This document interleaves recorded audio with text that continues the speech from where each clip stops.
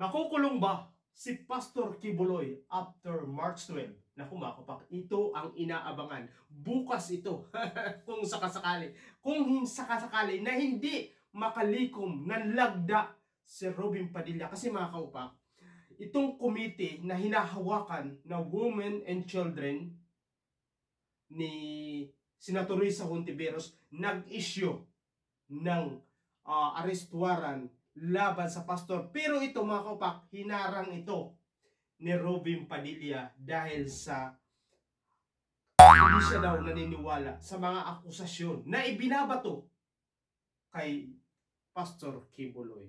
Ngayon mga kaupak, kailangan makalikom si Robin Padilla ng 8 na lagda para ma-counter or hindi ma-implement ang contempt o warrant of arrest laban kay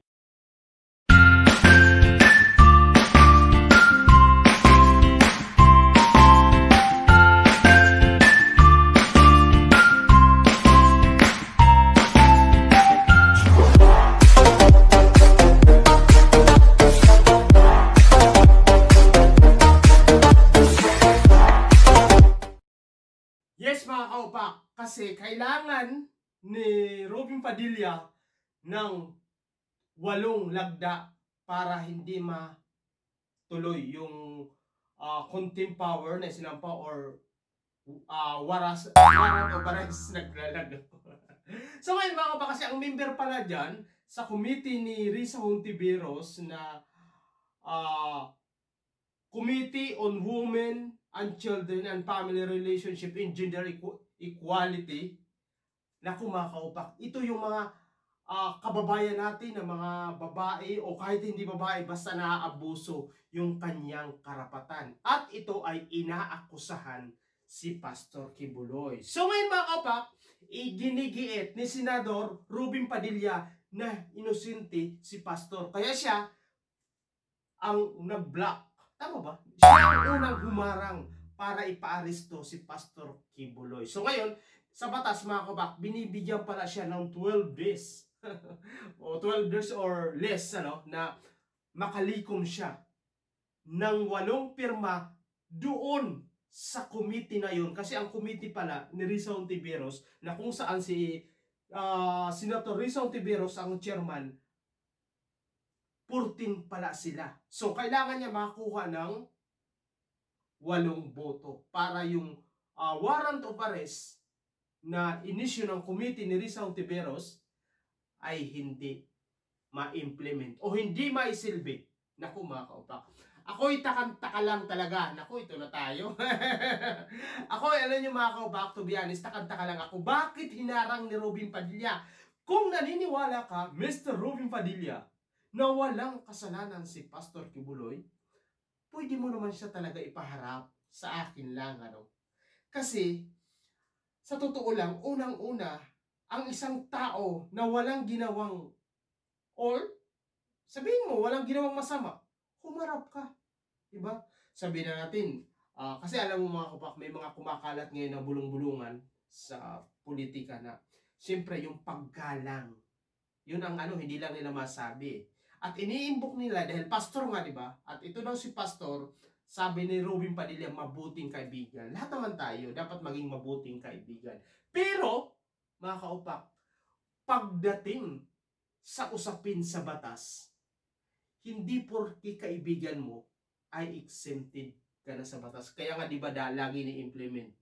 Lagi sinasabi yung mga iconic na salita. Nobody above the law, di ba? Ngayon, kung talagang naniniwala ka na si Pastor Kibuloy walang kasalanan, bakit mo block ang warrant of arrest? Di sana kasi, actually, hindi naman talaga siya, hindi naman talaga inisyu ng warrant of arrest. Sinupi na lang. Kaso, siyempre, mga kaupak, hindi siya sumisipot sa mga invitation ng Senado na kung saan marami ang nagkukumplain doon kay pastor na di umano. Alam niyo mga kaupak, hindi naman secret yan, even sa ibang bansa, sa US, ay meron siyang kasong child sex trafficking, mga kaupak. Nasaan na ba yun? Kumbaga hindi naman mga kaupak yun eh. Kasi nga, ayan maski ang Department of Justice ay sinampahan na si Kibuloy ng kaso. Diba? Sinampahan na siya. Ngayon mga kaupak, alam nyo, kapag ikaw ay public service, halimbawa isa kang senador, hindi ka dapat tumitingin sa kaibigan mo. Although, okay yung kaibigan mo yun eh. Pero dapat nangingibabaw ang interes ng taong bayan at nangingibabaw kung ano ang nasa batas. Ngayon, kung ganyan ang pananaw mo na binabaliwala mo yung mga taong ordinaryong tao o maliliit na tao, huwag ka na maging tumakbo bilang isang public service.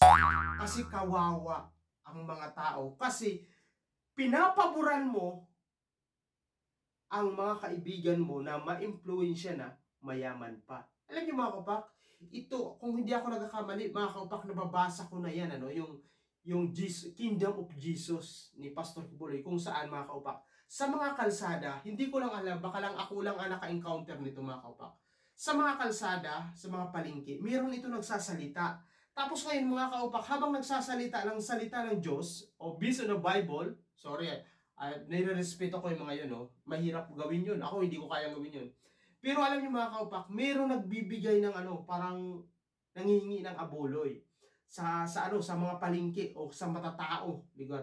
Habang nagsasalita ang kanilang ayaw ko ang tawag doon. Kasi sa ang tawag doon, ministro sa Iglesia ni Cristo, di ba?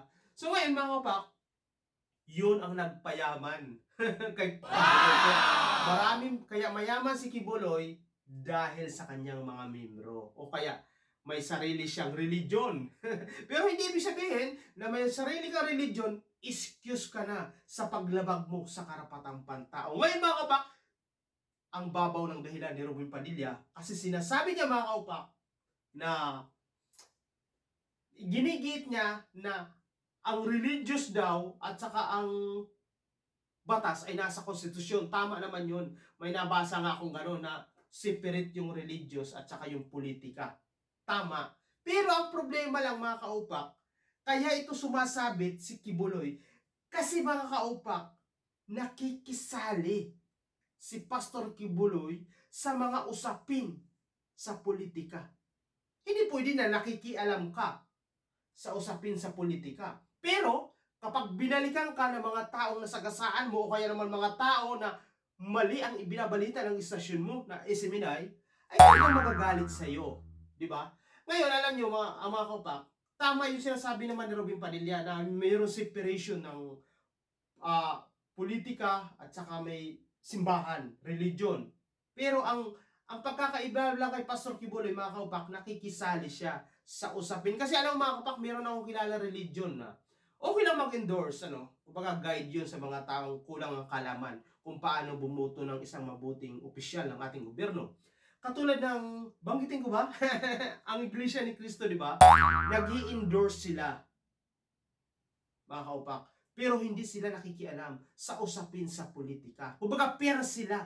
So, yung pag-endorse nila, tinuturo lang nila kung sino yung dapat iboto. Pero, after nun, syempre, hindi naman ibig sabihin, in-endorse, yun na yun. Kumbaga, ang mga tao, iniisip din nila kung ano yung tama ba yung Pero meron kasi religion mga kaupak, yung binabanggit ko, may black voting sila. Pero syempre kung minsan, hindi rin naman perfecto yung endorse ng religion, kaya minsan palpak nakaupo sa gobyerno.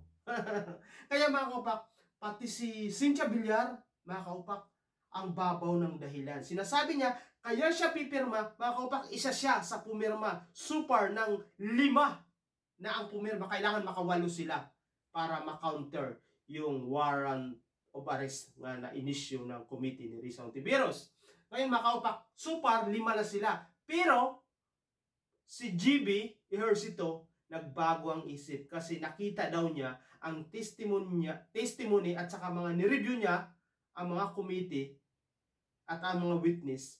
Kaya kumbaga withdraw niya ang kanyang pirma. Pero ito, si Cynthia Villar, mga kaupak, ang sinasabi niya, kaibigan niya si Pastor Kibuloy at hindi siya naniniwala na magagawa yun. Tama naman sila, para sila ni Rubin Padilla.